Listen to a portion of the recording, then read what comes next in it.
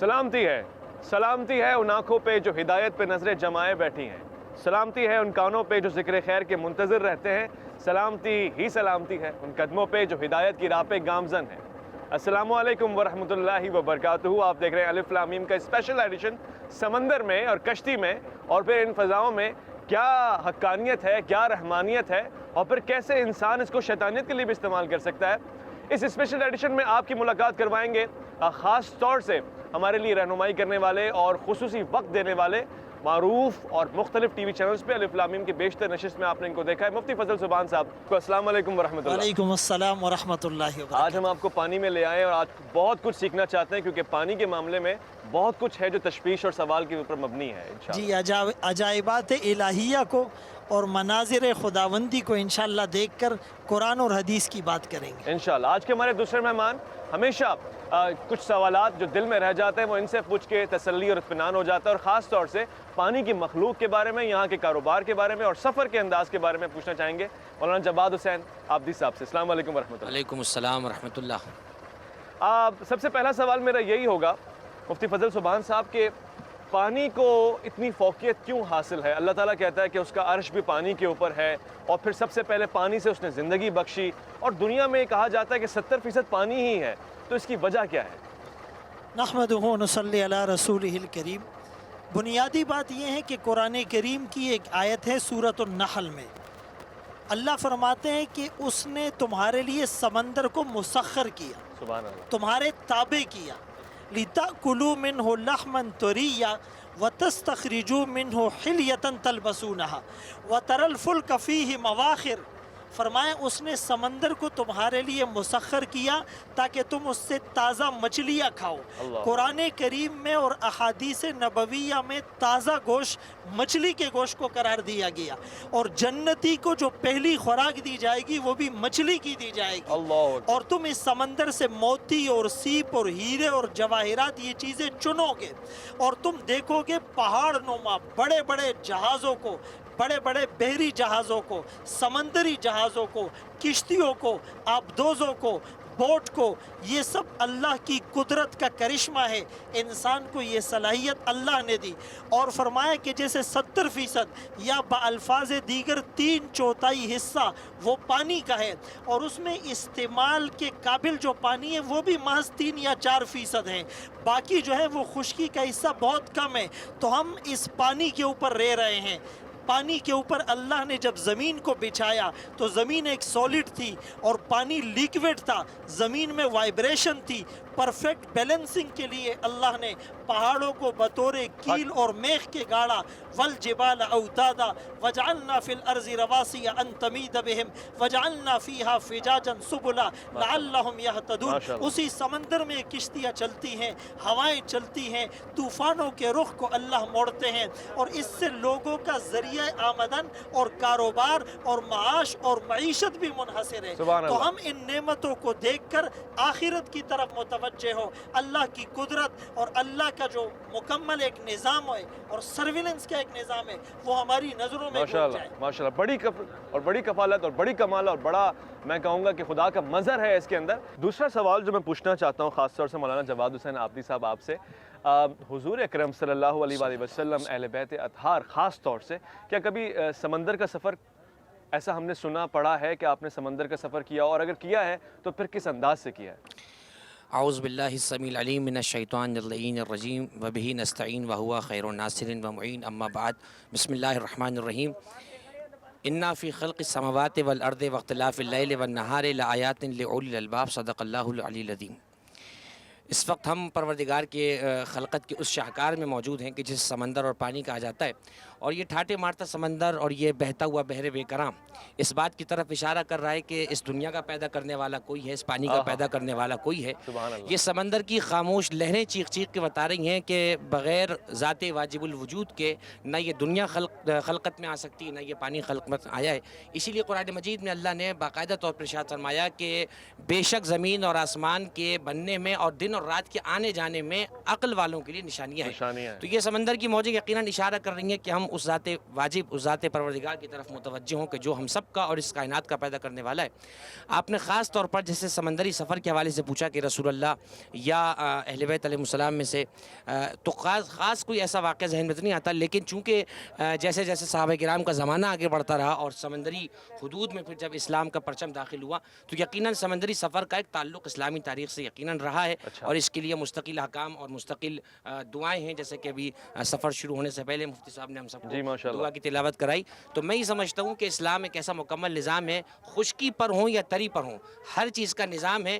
گویا کہ اسلام ہمیں فل ٹائم مسلمان دیکھنا چاہتا ہے، پارٹ ٹائم مسلمان نہیں کہ خشکی پر ہیں تو جو کچھ اور ہیں، سمندر میں ہے تو کچھ اور ہیں، کیمرہ کے سامنے ہے تو کچھ اور ہیں، سی سی ٹی وی کے سامنے ہے تو کچھ اور، اللہ کے تو کچھ اور ہیں. تو بہرحال اس وقت جس وقت ہم موجود ہیں یہاں پر یقیناً یہ خدا کی قدرت کا ایک ایسا منظر ہے کہ جس میں ہم جتنا غوطہ لگاتے جائیں گے اتنا ہم ہدایت کے موتی بننے کے قابل ہوتے ماشاء اللہ. غوطے سے تو بڑا دل کر رہا ہے کہ پانی میں بھی غوطہ لگایا جائے، مگر فرض کر لیتے ہیں کہ سمندر کا سفر ہو رہا ہے اور نماز کا وقت ہو جاتا ہے اور جو ڈائمنشن ہے قبلے کی وہ اگر معین نہیں ہے تو مفتی صاحب کس سمت میں نماز پڑھی جائے گی؟ پہلے تو یہ چیز ہے، اور وضو کے لیے یہی عام پانی استعمال کر لیا جائے گا؟ دوسری چیز یہ دیکھیے، بنیادی بات یہ ہے کہ پانی کے حوالے سے، بحر اور سمندر کے حوالے سے قرآن کریم میں جا بجا ہماری توجہات کو مرکوز کیا گیا. انزل من السماء ماء فسالت اودیۃ بقدرها، اللہ نے آسمان سے پانی کو اتارا اور اس سے سیلابی شکل بن گئی. صحیح. بماء منہمر، بہنے والا پانی، وفجرنا الارض عیونا، جس سے چشمے پھوٹ پڑے اور نہریں نکل گئی. اسی طرح قرآن کریم میں فرمایا کہ اللہ نے جو پانی کو اتارا مبارکن، اس کو بابرکت کہا ہے، اچھا، طیباً اس کو پاک صاف کہا ہے، اور وجعلنا من الماء کل شیء حی، ایک ایسا بہترین اللہ نے ایک نسخہ اور ایک نکتہ بتایا ہے کہ اللہ نے ہر چیز کو جو لائف اور زندگی دی ہے وہ پانی سے دی ہے. اگر مریخ پر سائنسدان مشن بھیجتے ہیں اور وہ آفٹر ریسرچ یہ آؤٹ کم دیتے ہیں کہ یہاں پانی مل جائے تو لائف از پاسبل، تو اللہ کریم نے اس حقیقت کا اظہار 1440 سال پہلے وجعلنا من الماء کل شیء حی کی صورت میں کر دیا. بنیادی بات یہ ہے کہ ہم نے اپنے آپ کو مسلمان بن کر دکھلانا ہے. صحیح. ہر حالت میں ہم نے مسلمان بن کر رہنا ہے، فل ٹائم مسلمان. وہ خشکی میں ہو تری میں ہو. بڑی بہترین بات سامنے آ گئی.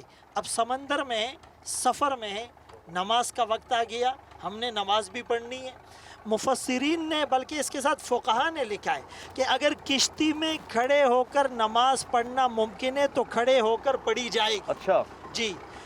اگر آپ کنارے پر ہے اور کشتی رکی ہوئی ہے تب بھی کھڑے ہو کر پڑھی جائے گی. اچھا. لیکن اگر وہ کشتی ہل رہی ہے یا ہوائیں تیز ہے یا اس کو چکر آتے ہیں یا اس کو متلی اور وومیٹنگ کی سی کیفیت ہو رہی ہے تو پھر حالت مجبوری میں وہ بیٹھ کر نماز پڑھے گا. اچھا. نمبر 2، قبلے کی طرف منہ کرنا ضروری ہے، جیسے عام طور پہ سواری میں بھی ہم اس کو دیکھتے ہیں. آج کل کمپاس اور جدید آلات کے ذریعے، قطب نما کے ذریعے سے یہ مشکل آسان ہو گئی ہے. ہم نے قبلہ رخ اور قبلے کی ڈائریکشن میں نماز شروع کی اور اسی دوران کشتی کا رخ تبدیل ہوا اور ہمیں آئیڈیا ہو گیا، ریئلائز ہو گیا، تو ہم بھی اپنے رخ کو تبدیل کر لیں گے. لیکن اگر کہیں پر قطب نما یا کمپاس کی کوئی سہولت موجود نہیں ہے تو ہم تحری کریں گے. تحری یہ کہ کوئی بتانے والا نہیں، کسی سے پوچھا جائے وہ نہیں، کوئی ہمارے پاس آلات اور انسٹرومنٹ نہیں، تو ہم اپنے اندازے سے سورج کی رخ کو دیکھ کر جو ہے ہم قبلے کی طرف منہ کر کے نماز پڑھیں گے. پانی صاف پانی ہوتا ہے عموماً سمندر کا پانی، لیکن اگر ہمارے پاس کشتی میں الگ پانی ہے اور وہ سمندر کے اس پانی سے زیادہ صاف ہے اور ہم وضو کر بھی سکتے ہیں، وہ ضرورت سے زائد ہے اور ہمیں واپس کنارے اور خشکی تک پہنچنے کا امکان ہے، تو ہم اس صاف پانی سے کریں. بحالت مجبوری، بوقت مجبوری سمندر کے پانی سے بھی کر سکتے ہیں، غسل، وضو اور اس طرح ضرورت کی چیزیں جو ہے وہ کی جا سکتی ہیں. غسل کا بھی بتا دیں کہ اگر پورا غوطہ لگائے تو وہ غسل ہو جائے گا یا پھر اس کے لیے کوئی ترتیب ہے؟ دیکھیں، غسل کے اندر جو ہے وہ 3 چیزیں ہوتی ہے فرض. ایک غرارہ کرنا، दूसरा नाक की नरम हड्डी तक बांसे तक पानी पहुंचाना, और तीसरा पूरे जिस्म पर ऐसे पानी बहाना कि बाल बराबर जगह भी खुश्क न रहे। अगर कोई गोता लगा लेता है और कन्फर्म है कि उसका पूरा जिस्म वो पानी से तर हो गया और वो भीग गया और गीला हो गया और उसकी नीयत भी गुस्ल की थी तो गुस्ल हो जाएगा। अच्छा, वुजू और तमाम मामलात ऐसे ही हैं आपके यहाँ? गुस्ल से लेकर हर चीज़, नमाज की डायरेक्शन और किबला, हर चीज़ वैसे ही है? कुछ अगर डिफरेंट है तो बता दें। फुक़हा ने नमाज सलातुल गरीक भी जिक्र किया कि एक शख्स डूब रहा है, वो उसको जान के लाले पड़े में, लेकिन अगर वो देख ले कि नमाज का वक्त दाखिल हो चुका है तो उसी कैफियत में नमाज की नियत करे और वो नमाज जी जान की परवाह होनी चाहिए। बिल्कुल ऐसे ही सलातुल गरीक भी उलमा ने लिखा है, सलातुल हरीक, जलते हुए शख्स की नमाज, जल रहा है एक शख्स, उसको अजान की आवाज़ आ गई, अजान का वक्त दाखिल हो गया, तो ये नमाज की कैफियत है। ये क़त्अन इस्लाम में सख्ती नहीं है, ये इस्लाम का हुस्न और खूबसूरती है कि जाते जाते भी अपने पालने वाले परवरदिगार को याद रखा जाए। और इस सिलसिले में जो गुस्ल और वज़ू के हवाले से अल्लामा मुफ्ती साहब ने बयान फरमाया, यकीनन ऐसा ही है, जितना साफ़ पाक पानी हो उससे कर ले, और अगर समझता है कि ये पानी पाक है और यकीन और इत्मीनान आ रहा है तो उसी से कर सकता है। अलबत्ता गुस्ल में इल्तिमासी, जैसे मुफ्ती साहब ने फरमाया, इल्तिमासी अपने सर एक अपने आप को इस तरह से डुबोना कि जिस्म पर एक दफ़ा पानी जारी हो जाए, यानी थोड़ा सा मूव करे खुद को। अच्छा। ये गुस्ल इल्तिमासी हो जाएगा और उसमें फिर सर से लेकर ज़ाहिर सभी कुछ उसमें आ जाएगा। तो नमाज की सूरत भी यही है कि नमाज का वक्त दाखिल हो गया है तो क़िबला हत्तुल मक़दूर अगर तहक़ीक़ कर सकता है तो तहक़ीक़ करे, या जो फ़िक़ही किताबों में सूरज के हवाले से जो वक्त है अगर उसके ज़रिए, और जब बिल्कुल ही कासिर रह जाए अब उस शख्स पर से वो तकलीफ हट जाती है। अब अगर वो नमाज पढ़ रहा है तो फिर अल्लाह अपनी ज़ात के मुताबिक कबूल करने वाला है। माशाल्लाह माशाल्लाह, बहुत हसीन, बहुत खूबसूरत, बहुत नाज। एक मुख्तसर सा वफ़ा लेते हैं और पानी में बहुत कुछ है जो मैं आपके सामने पेश करने वाला हूँ। वो मखलूक़ात जो पानी की हैं, हलाल है, हराम है, मकरूह है, खाने का क्या अंदाज़ होगा, ये भी बात होगी, और बहुत ज़्यादा ख़ास टॉपिक है आज के लिए। आपने वफ़े के बाद लौट कर आना है, अलिफ लाम मीम में आपका इंतज़ार है।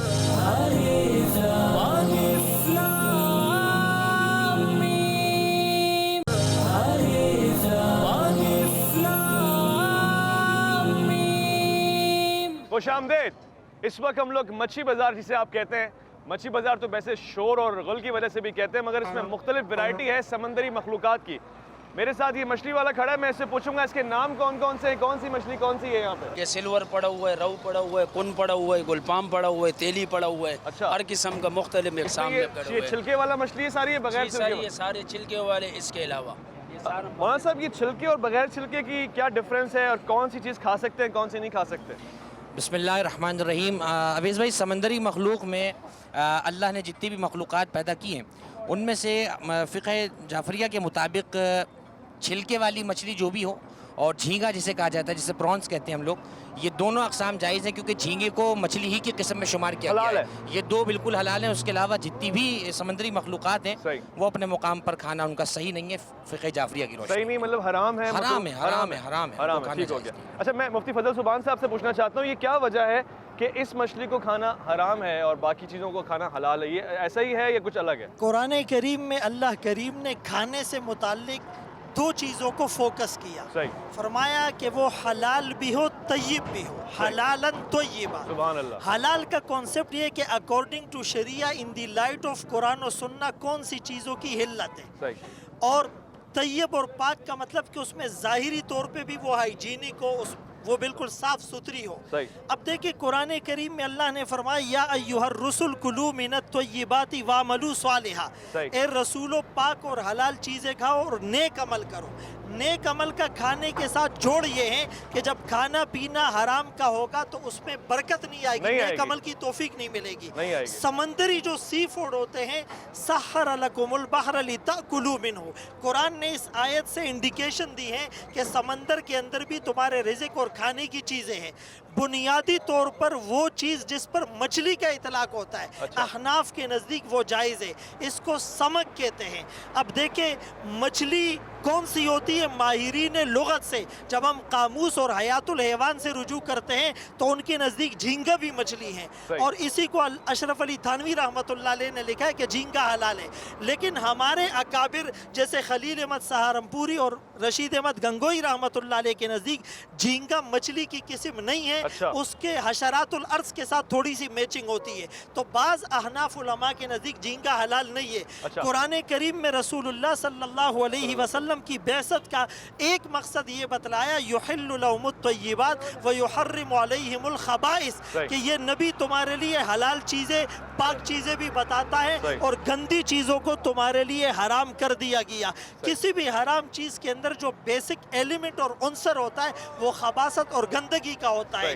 تو مچھلی چھوٹی ہو یا بڑی ہو جس پر مچھلی کا اطلاق ہے وہ جائز ہے. چھلکے کا کوئی مسئلہ نہیں ہے آپ کے یہاں؟ جی احناف کے نزدیک چھلکے کا مسئلہ نہیں, اس پہ سمک کا اطلاق ہو. سمک کا اور اطلاق یہ ہوتا ہے. وہ چیزیں ہیں کہ جو خود بخود مرتی ہیں لیکن پھر بھی حلال ہے. ویسے تو جو چیز خود مر جائے جس کو ذبح نہ کیا جائے میتہ کو حرام قرار دیا. سورہ مائدہ کے اندر فرمایا حرمت علیکم المیتہ والدم ولحم الخنزیر وما اہل لغیر اللہ بھی. کیا وجہ ہے کہ اس کو واقعی آپ صحیح کہہ رہے ہیں اس کو ذبح نہیں کرنا پڑتا, یہ وجہ یہی کہ خود بھی مر جائے تو حلال ہے. کوئی لیکن شرط رسول کتنے دن؟ اللہ صلی اللہ علیہ وسلم نے فرمایا احلت لنا میتتانی و دمانی کہ دو چیزیں جو خود مر جائے اور دو خون اس امت کے لیے حلال ہے. وہ دو چیزیں جو مر جائے اس میں ایک ٹڈی ہے جس کو جرات کہتے ہیں اور ایک مچھلی ہے, اور وہ دو خون ایک جو جگر ہوتا ہے تلی جس کو کہتے ہیں کلیجی, اس کو اس امت کے لیے اسپیسیفک طور پر حلال کرا صحیح دیا. ہے. اس مچھلی کا نام کیا بتایا آپ؟ سارم اس مچھلی کا نام ہے. تو جو مکتب اہل بیت فقہ جعفریہ کے ماننے والے ہیں ان کے مطابق علامہ صاحب نے بتایا کہ چھلکا نہیں ہے تو اس کے لیے کھانا ممانعت ہے, مگر احناف میں کوئی مسئلہ نہیں ہے, کوئی بھی مچھلی آپ کھا سکتے ہیں جس پہ مچھلی کا اطلاق ہوتا ہو. یہ بات مجھے سمجھ میں آ گئی ہے, اور جب مجھے سمجھ میں آ گئی ہے میں آپ تک بھی پہنچانے کی کوشش کروں. اب ایک اور چیز ہے, جھینگے کے حوالے سے بات ہوئی ہے, اس پہ بھی انشاءاللہ تھوڑی سی بات کر کے دیکھتے ہیں. ایک مختصر سا وقفہ لے رہے ہیں, آگے چل کے آپ کو جھینگے اور کیکڑے کی حلال حرام اور مکروہات پہ بات کر کے بتائیں گے انشاءاللہ. الف لام میم میں آپ کا انتظار ہے.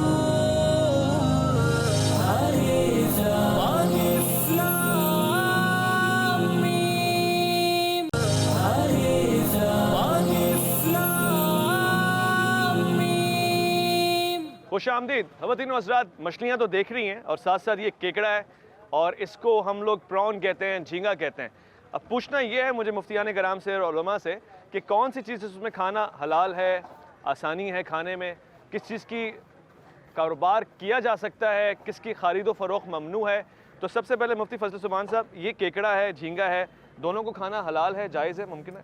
دیکھیں میں چونکہ مسلک احناف ان کے اسکول آف تھاٹ سے تعلق رکھتا ہوں تو کیکڑا تو بالکل جائز نہیں ہے اور بالکل اس کا کھانا حلال نہیں ہے. اچھا. بعض فقہا نے بطور دوا کے اس کے استعمال یا اس کے سوپ کو اگر حلال کہا بھی ہے, لیکن وہ اکثر فقہا کا قول نہیں ہے, محتاط قول نہیں ہے. اچھا. یہ کیکڑا تو بالکل یعنی اس کو ہم حلال نہیں کہہ سکتے, جائز نہیں کہہ سکتے. کینسل ہو گیا اہل سنت. جی بالکل. اچھا جہاں تک جھینگے کی بات ہے تو جھینگے میں احناف کے ہاں دو جو ہے وہ نظریات ہیں. اچھا. جیسے بعض احناف وہ ماہرین لغات اور ماہرین حیوانات, علامہ جو ہے وہ دمیری رحمۃ اللہ علیہ حیات الحیوان اور قاموس کا حوالہ دیتے ہیں کہ یہ مچھلی کی قسم ہے. اگر یہ مچھلی کی قسم ہے تو پھر حلال ہے. اشرف علی تھانوی رحمۃ اللہ علیہ نے بھی اس کو مچھلی کی قسم اور حلال لکھا ہے, اور عرب کے عرف میں بھی اس کو مچھلی کہا جاتا ہے.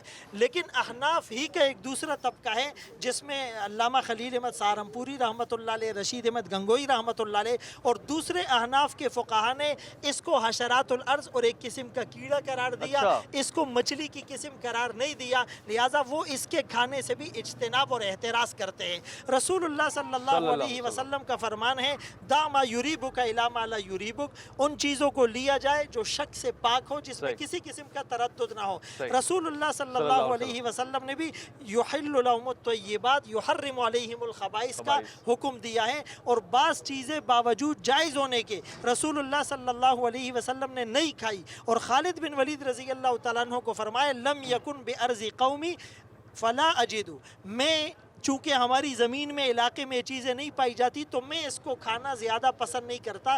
آپ نے اگرچہ اس کو بالکل صراحتاً حرام نہیں کہا لیکن خود اس کے کھانے میں احتیاط برتی ہیں. تو ہم بھی مچھلی کی دیگر اقسام میں چھوٹی مچھلی بڑی سب جائز ہے. چھوٹی پہ بھی بات کرتے ہیں. وہ مجھے واقعہ بھی ذہن میں ہے کہ صحابہ کرام کی ایک جماعت گو غالباً پکا رہی تھی اور رسول نے کہا کہ میں نہیں کھاتا یہ, تو یہ ٹھیک ہے آپ نے بتایا. میں علامہ صاحب سے پوچھنا چاہوں گا, علامہ صاحب ان دونوں میں سے فقہ جعفریہ میں کون سی حلال اور کون سی حرام ہے اور ممنوع ہے, مکروہ ہے؟ بسم اللہ الرحمن الرحیم. میں مفتی صاحب کی تائید کروں گا کہ کیکڑا جو ہے یہ تو مکتب تشیع میں بھی اس کی ممانعت ہے, جائز نہیں ہے, حرام ہے.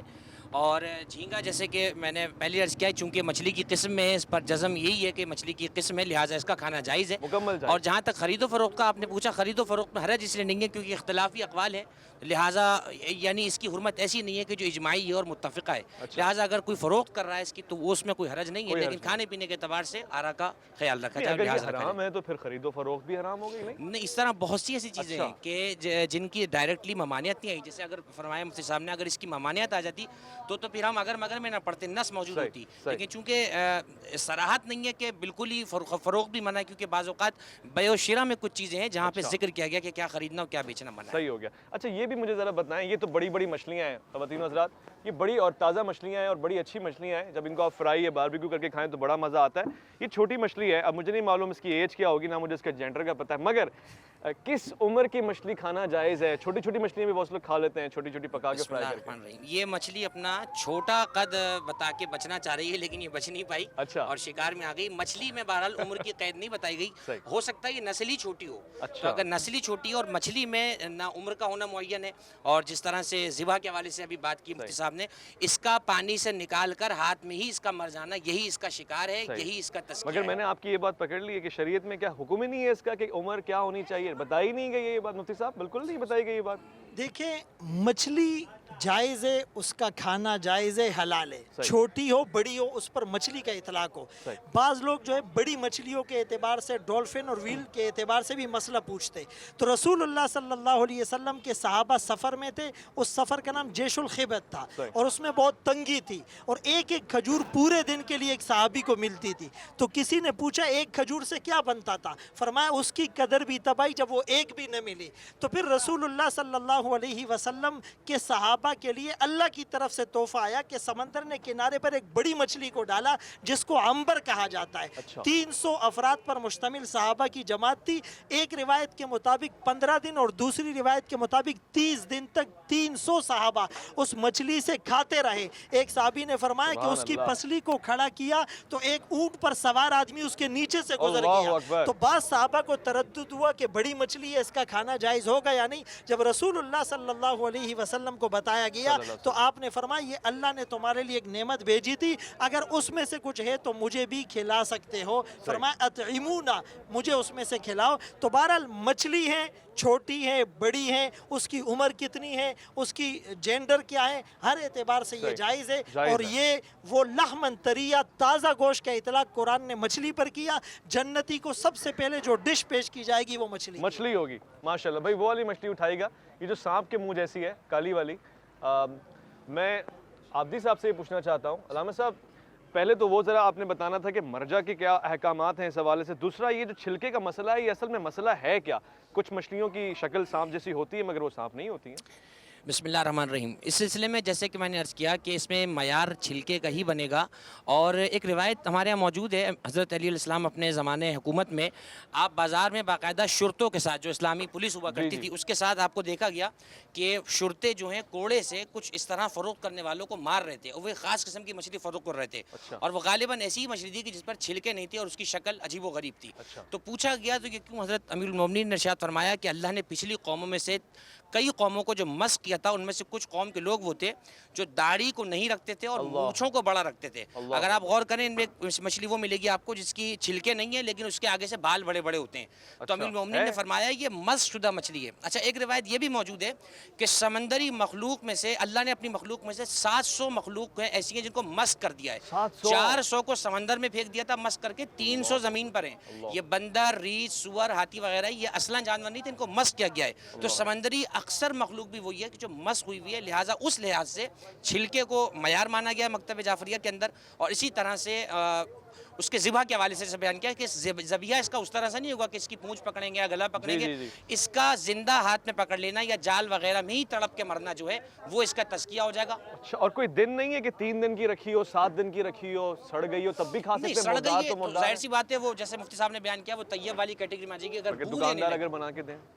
ہاتھ کے ہاتھ اگر بنا کر دیں اور آپ کو بو نہیں آ رہی ہے تو اطمینان ہے آپ کا کیونکہ ید مسلم کا قاعدہ جاری ہوگا مسلمان اگر کھلا رہا ہے تو پاک ہے اور جائز ہے اور یہاں ہمارے دکاندار بھائی ہیں اور جتنے مسلمان ہم کھڑے ہیں، ایک چیز یہ بھی سوچنی چاہیے، شریعت نے مسلمان کے ہاتھ پہ کتنا بھروسہ کیا ہے کہ مسلمان ہاتھ سے جو پیش کر رہا ہے انشاءاللہ پاکی ہوگا. تو مجھ سمیت ہر کسی کو اپنے زندگی میں یہ بھی سوچنا چاہیے کہ جب شریعت ہم پہ اتنا یقین کر رہی ہے کہ مسلمان کے ہاتھ سے دیے ہوئے کو پاک مان رہی ہے، تو ہم بھی اپنے کاروبار میں، زندگی کے روزمرہ معاملات میں ویسے ہو جائیں جیسے پروردگار ہمیں دیکھنا چاہتا ہے. واہ ماشاءاللہ، یہ تو آپ نے لاکھوں کی بات نکال دی ہے. علماء کی اجازت سے یہاں پہ مچھلی بازار میں ہمیں بہت سارے لوگ ملے ہیں جو سوال پوچھنا چاہتے ہیں. آپ ہی کی طرح جو واٹس ایپ پہ سوالات آپ نے بھیجے ہوئے ہیں، تو ایک حضرت نے ہم سے کچھ سوال پوچھنے کی گزارش کی. کیا پوچھنا چاہیں گے آپ سوال کے طور پہ؟ تو یہ مچھلی بھی سمندر کی ایک مخلوق ہے، جیسے ہم باہر کی مخلوق ہے. مولانا صاحب نے یہ بھی بولا، فرمایا ہے کہ کھیکڑا حرام ہے کیونکہ باہر زندہ رہتے ہیں سوکھے میں، اور سمندر میں وہ اپنا وہ کھاتے ہیں، اس میں خون بھی نہیں ہے. تو ایسے مچھلیاں ہیں جو سمندر کے اندر وہ زندہ ہے، اگر وہ سمندر کے اندر مر جائے تو وہ حلال ہے کہ حرام ہے. بہت شکریہ آپ کے سوال ہمیں کا. اس کا جو ہے نا بہت شکریہ آپ کے سوال کا. میں مفتی صاحب سے پوچھنا چاہوں گا اس سوال کے جواب. دیکھیے بنیادی بات یہ ہے کہ دین عقل کا نام نہیں ہے، نقل کا نام ہے. تو قرآن کریم میں اور احادیث نبویہ سے ہمیں یہ بات ثابت ہوتی ہے کہ سمندر کے اندر جو مخلوقات ہے جس پر مچھلی کا لفظ بولا جاتا ہے وہ مچھلی حلال ہے، اور اس کا ذبح کرنا ضروری نہیں ہے. رسول اللہ صلی اللہ علیہ وسلم نے واضح طور پہ فرمایا کہ ویسے حلال جانور اگر خود مر جائے اس کو ذبح نہ کرو، اس کو میتہ کہتے وہ تو حرام ہے. لیکن اس امت کے لیے دو میتہ جو خود مر جائے وہ حلال ہے. احلت لنا میتتان، اس میں ایک مچھلی السمک اور دوسرا الجراد جس کو ٹڈی کہا جاتا ہے، اور دو خون بھی حلال ہے جس میں ایک کبد اور ایک تحال یعنی ایک کلیجی اور ایک تلی کہا جاتا ہے. باقی قرآن اور حدیث کے مراجع کی طرف رجوع کرنے سے ہمیں جو بات سمجھ میں آتی ہے، احناف کے ہاں کون سی چیزیں حرام ہیں؟ ذی ناب، جو اپنے جو ہیں وہ دانتوں سے شکار کو پکڑے، یا مخلب من الطیر، وہ پرندے جو پنجوں سے شکار کرے، یا وہ جانور جس میں خون بالکل نہ ہو، مچھر اور مکڑی وغیرہ، یا وہ جانور جس میں بہنے والا خون نہ ہو جیسے سانپ اور چھپکلی وغیرہ، یا وہ جانور کہ جو مچھلی اور ٹڈی کے علاوہ ذبح کیے ہوئے بغیر مر جائے، یا وہ جانور کہ مثال کے طور پر جس کو ذبح کے بغیر کسی دوسرے طریقے سے گلا گھونٹ کر مار دیا جائے، والموقوذہ، یا پہاڑ سے گل کر مر جائے، والمتردیہ، یا ایک جانور کی ٹکر سے مر جائے، والنتیحہ. ان تمام صورتوں میں چونکہ دم مسفوح جو ودجان، حلقوم اور مری، چار رگوں کے کٹنے سے جو فاسد خون نکلتا ہے، اس صورت میں وہ خون نہیں نکلتا، اسی لیے اس پر حرمت کا اطلاق کیا جاتا ہے. اسی طرح وہ جانور جو گائیں ہیں یا بیڑے، بکری ہے، مرغی ہیں، وہ ہے تو حلال، لیکن اگر وہ حرام اجزاء بہت کھا لے، اس کو جلالہ کہا جاتا ہے، اس کا کھانا بھی اس وقت تک جائز نہیں جب تک 2-3 دن اس کو باندھا جائے اور حلال غذا کھلائی جائے تاکہ اس کے حرام کے اجزاء اور سمپٹمز ختم ہو جائیں. خوبصورت خوبصورت. جی آپ اس میں کچھ ایڈ کرنا چاہیں تو پلیز.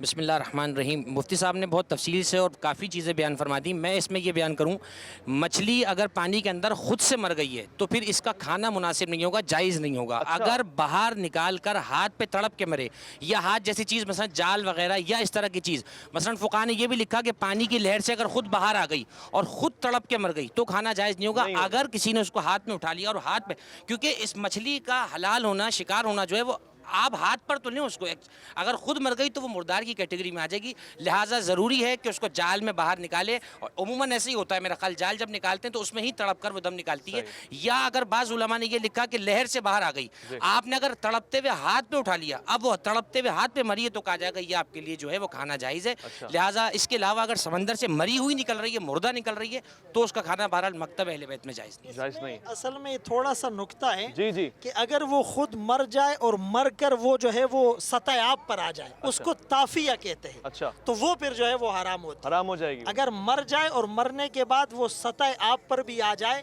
تو اس کو پھر تافیہ کہا گیا فقہا نے، وہ پھر جائز وہ جائز نہیں ہوگی. ٹھیک ہے. کلیجی اور تلی کی اجازت ہے، کوئی چیز منع ہے یہ ذرا بتا دیجیے گا.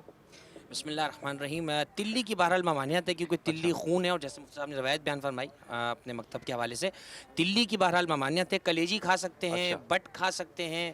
اور میں تو بعض اوقات سوچتا ہوں کہ انسان اللہ نے بہرحال جو چیزیں حلال کی ہیں وہ سب حلال ہے، لیکن ہمیں مہم چیز یہ ہے، اور اس وقت جس مقام پہ ہم کھڑے ہیں، میں یقیناً ہمیں یہ سوچنا چاہیے پروردگار نے جو چیزیں حلال کی ہیں ہم اس کے پابند رہیں، اس کو قطعاً شریعت کی پابندی ہے اور اس طرح کی چیز نہ سمجھیں۔ ایک بات میں صرف بیان کر دوں مفتی صاحب کی اجازت سے بھی، ہم اس وقت جس مقام پہ کھڑے ہیں، سردی کا موسم ہے، ممکن نہیں کسی دسترخوان کی زینت نہ بنے مچھلی، ایسا ہی ہے۔ جب بھی مچھلی کھانے بیٹھیں لیکن ایک لمحے کے لیے ذرا قرآن مجید میں اس واقعے کو یاد کر لیں کہ جب پروردگار نے اسی مچھلی کھانے کی وجہ سے ایک قوم کو بندر بھی بنا دیا تھا۔ اچھا، تو اب یہ سوچنے کا مقام ہے بندر مچھلی کھانا تو حلال ہے، اللہ نے بندر کیسے بنایا؟ تو قرآن مجید میں پس منظر یہ ہے کہ اللہ نے ہفتے کے دن شکار کرنے کو منع کیا تھا، اچھا۔ انہوں نے چالاکی کی، ہفتے کو جا کے جال لگا دیتے تھے، پانی جب ادھر آ جاتا تھا اتوار کو جا کے کھاتے تھے اور کہتے تھے اللہ نے تو ہفتے کو منع کیا ہے، ہم نے تو اتوار کو جا کر شکار کیا ہے۔ یہاں ہمارے ان ناظرین کے لیے پیغام ہے جو اللہ کی حرام کردہ چیزوں میں ہیلے بہانے تراشتے ہیں۔ دین اسلام میں کوئی ایسا دن ہے جس میں شکار منع کیا ہو کہ اس کا مچھلی کا؟ دیکھیں اس امت کے لیے کوئی ایسا دن نہیں ہے، بنیادی بات یہ سمجھ لیں کہ چیز بھی حلال ہو اور اس کو جو لینے کا ذریعہ وہ بھی حلال۔ اگر چوری کر کے اسی حلال کو کھائیں گے حرام ہو جائے گی، چوری کر کے اسی طرح گوشت کو کھائیں گے تو حلال چیز بھی حرام ہو جائے گی۔ تو اس کے کمانے کا طریقہ بھی حلال ہو، لگانے کا طریقہ بھی حلال ہو، ذبح کا طریقہ بھی حلال ہو، پکانے کا طریقہ بھی حلال ہو، خود کھاتے ہوئے پڑوسی کو کھلانے کی نیت بھی ہو۔ فرمایا وہ کامل مومن نہیں ہو سکتا، خود پیٹ بھر کر کھائے اور اس کے باجو میں اس کا پڑوسی بھوکا رہے۔ تو ان ساری چیزوں کو دیکھنے کا شریعت نے ہمیں پابند بنایا ہے۔ اخوت اس کو کہتے ہیں، چبے کانٹا جو کابل میں تو ہندوستان کا ہر پیر و جوان بےتاب ہو جائے۔ کھائیے بھی، کھلائیے بھی، حلال طریقے سے کمائیے بھی، لگائیے بھی، انشاءاللہ یہ اللہ سے ہمارے لیے جنت کا انشاءاللہ ذریعہ بنا۔ ایک نئی قسم کی مچھلی مجھے دکھائی جا رہی ہے یہاں پہ اعظم بھائی کی طرف سے، یہ وائٹ پاپلیٹ ہے۔ اچھا، اس میں بھی چھلکے کا غالباً ہے مسئلہ، مگر لوگ اچھا ہے۔ تو یہاں آپ لوگ بھی آئیں، یہ اعظم فش ہاؤس ہے اور یہاں پہ بڑی نئی قسم کی مچھلیاں ملتی ہیں، اور بات ساری یہاں پر دین کو لے کر ہو رہی تھی اور آپ کی سمجھ اور بوجھ کے لیے ہو رہی تھی کہ جو چیز اللہ نے حلال کی ہے اس کا لطف لیں اور کھلائیں بھی، خود کھانے کے لیے حلال نہیں کیے بلکہ دوسروں کے لیے اہتمام کریں۔ میں نے دیکھا ہے کہ سردیوں میں بہت سے لوگ سرد لباس کا، یعنی ایکچولی گرم لباس کا اہتمام کرتے ہیں لوگوں کو راحت پہنچانے کے لیے، مگر یہ بھی چیزیں ہیں جو سردیوں میں کھائی جاتی ہیں شوق سے، تو اگر آپ کے گھر میں آتی ہیں دوسروں کے گھر میں لے کے جائیں، پہنچائیں، مگر حلال اور حرام کی تمیز کرتے ہوئے۔ جو چیز منع ہے وہ منع ہے، جس کی اجازت ہے اس کو خوب لطف لے کے کھائیں۔ اپنا بہت خیال رکھیں، اپنے سے بڑھ کے خیال رکھیں اسلام کی نظریاتی حدود کا، ملک پاکستان کا۔ اللہ کی امان۔